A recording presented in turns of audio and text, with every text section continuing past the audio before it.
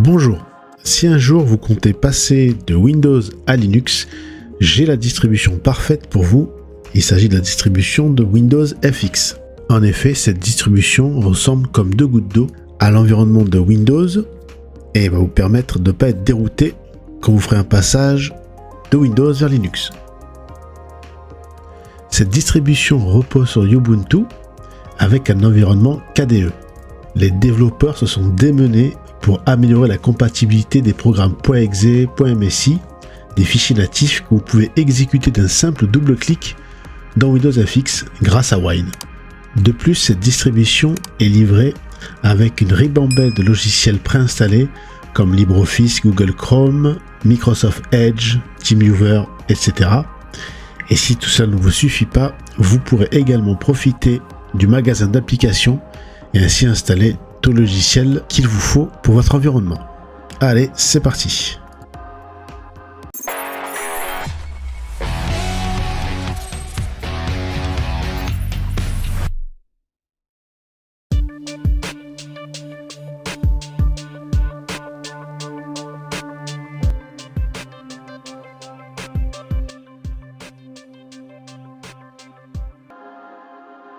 La première étape, on va lancer la machine virtuelle avec le fichier ISO qui est injecté et appuyer sur F2 au démarrage pour choisir la langue, ici en l'occurrence le français, puis valider par entrée pour que le système démarre.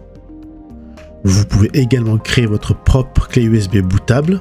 Je vous mets ici un lien au-dessus pour voir comment faire et ainsi booter sur la clé USB et tester cette distribution dans un environnement normal et non dans une machine virtuelle. Windows FX se lance.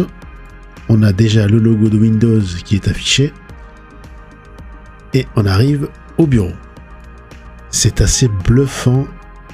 L'interface ressemble quasiment à l'interface ici de Windows 11 avec un menu démarrer, avec des applications épinglées, une fonction recherche d'applications, un explorateur de fichiers basé sur Dolphin, Microsoft Edge, le magasin d'applications et toutes les icônes système en bas à droite avec l'heure, la météo, les notifications, le volume, etc. J'ai ma corbeille, j'ai aussi un raccourci si je veux installer Windows FX sur le disque dur. J'ai également une gestion de fenêtres de bureau, comme sur Windows. Et là, le premier test, on va lancer Microsoft Edge. Quoi de plus symbolique que de lancer le navigateur officiel de Microsoft. Je lance donc Microsoft Edge et je vois qu'il se lance sans accroc. Et on va en faire une petite prise en main. Confirmer les étapes d'initialisation et voir que l'on a bien le navigateur Microsoft Edge qui se lance sur Windows FX. Je répète encore une fois, d'un point de vue global, ce Windows FX est assez bluffant au niveau de l'interface. Comme je vous le répétais tout à l'heure, on a quasiment une copie à l'identique du système d'exploitation de Microsoft.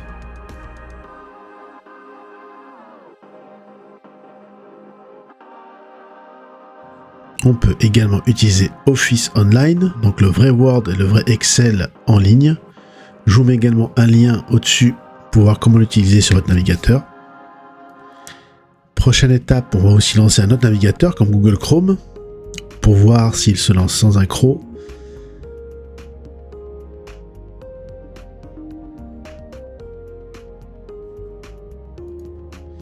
Et effectivement, Google Chrome, mais ça on le savait déjà à l'avance, est totalement compatible avec Windows FX. Il ne faut pas oublier que cette distribution est basée sur une distribution Ubuntu et l'environnement KDE remplit très bien son rôle.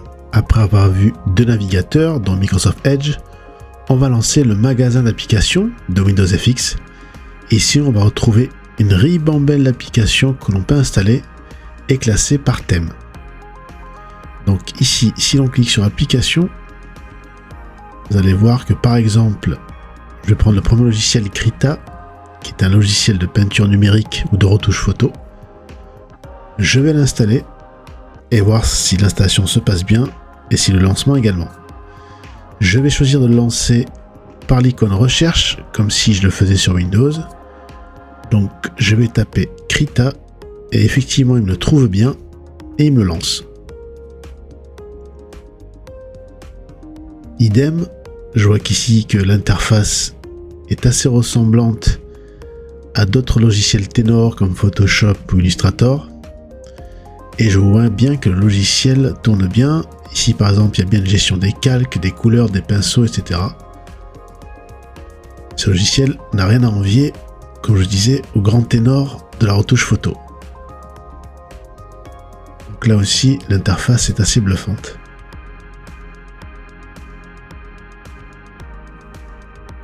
Si je clique sur application, donc je vous disais qu'ils sont classés par thème.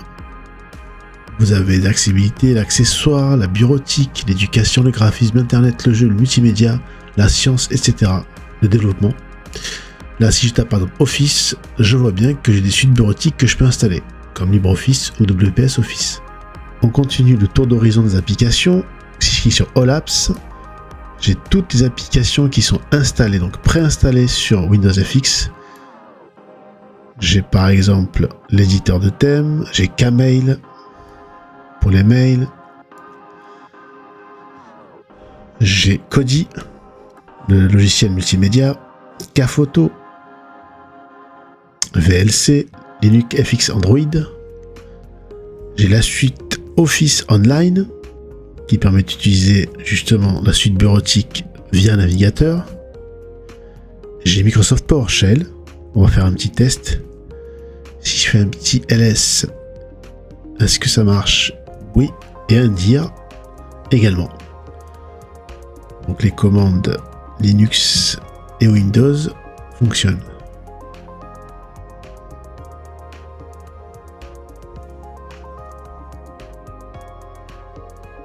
Je vais vous montrer une suite bureautique, ici OnlyOffice, idem, qui ressemble comme deux gouttes d'eau à la suite bureautique de Microsoft, avec la prise en charge du ruban, les couleurs sont quasi identiques, la mise en place des barres d'outils également. Donc on a une copie de Microsoft Word et Excel qui sont fonctionnels sur Windows FX. Donc là, je vais vous montrer OnlyOffice, mais Excel. On va voir que ce tableur OnlyOffice ressemble également à celui de Microsoft, avec la gestion des rubans, les couleurs identiques, les fonctions, les couleurs, la gestion des polices, etc. Donc vous avez également une suite bureautique que vous pouvez utiliser. Je continue mon petit tour d'horizon des applications préinstallées. Je vois donc KTorrent, qui est un client BitTorrent. Je vois OBS Studio pour faire du streaming ou de la capture vidéo de l'écran.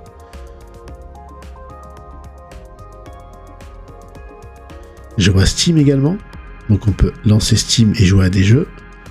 Et là, je lance un petit utilitaire système qui s'appelle Surveillance du système. Et je vois qu'il fonctionne également et que j'ai des indices de performance concernant mon ordinateur.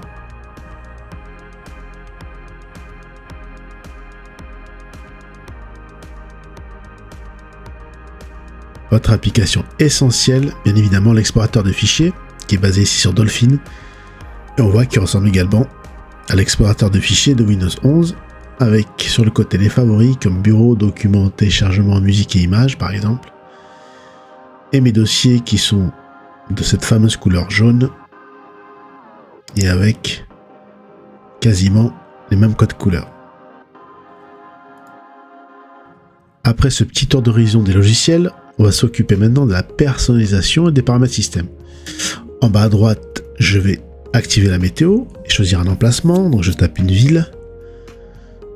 Ici par exemple Saint-Tropez. Et je vais valider.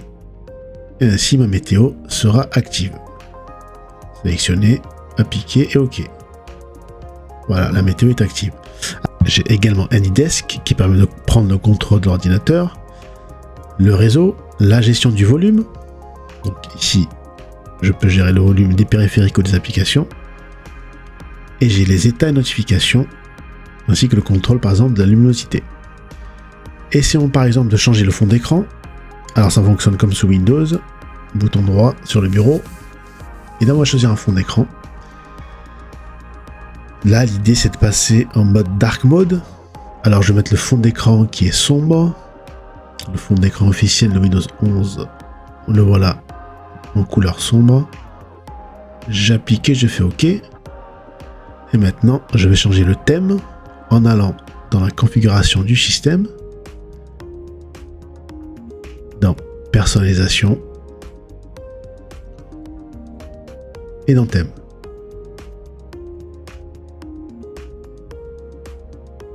Thème et icône plus précisément. Ici, je vais choisir le thème Dark Taskbar, c'est-à-dire qu'avec la barre des tâches. Appliquer et OK. Et je vois que mon Windows FX maintenant est en Dark Mode.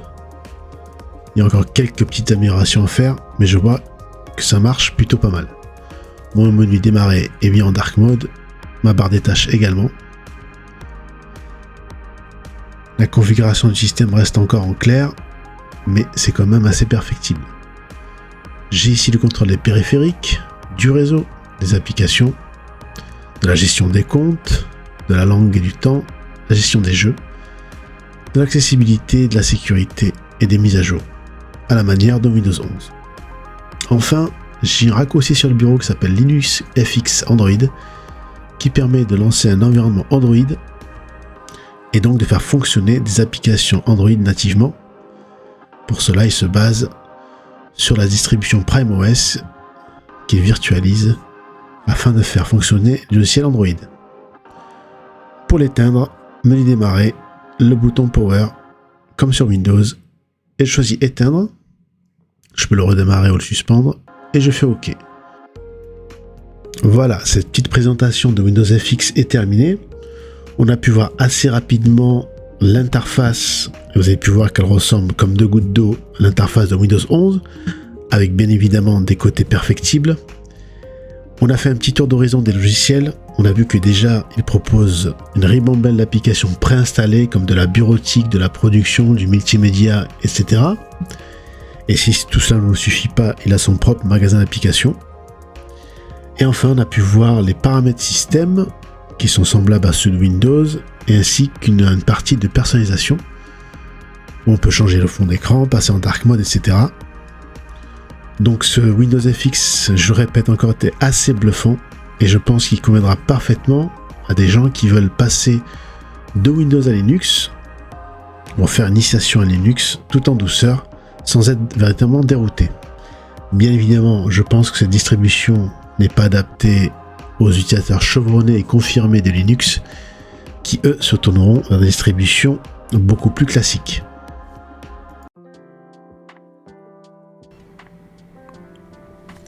N'oubliez pas de laisser un pouce bleu si la vidéo vous a plu, de vous abonner si ce n'est pas encore fait, et d'activer la cloche de notification pour ne rater aucune de mes vidéos.